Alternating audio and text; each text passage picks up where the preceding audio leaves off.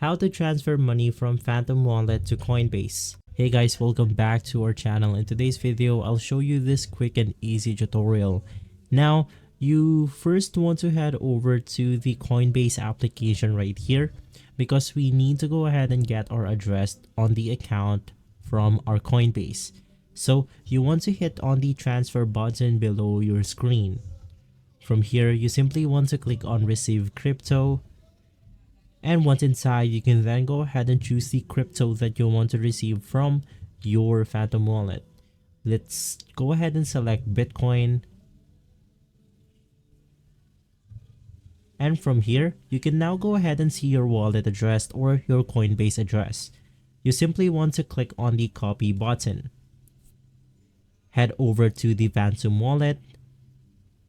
And once inside, you can then go ahead and see a huge send button. Just go ahead and click on it. Go ahead and click the token. And from here, you can then go ahead and paste the address. Click on next. Enter the amount that you want to transfer to your Coinbase account. And from there, you should be good to go. If this video has been helpful, leave us a like and subscribe. I'll see you on the next one. Thank you.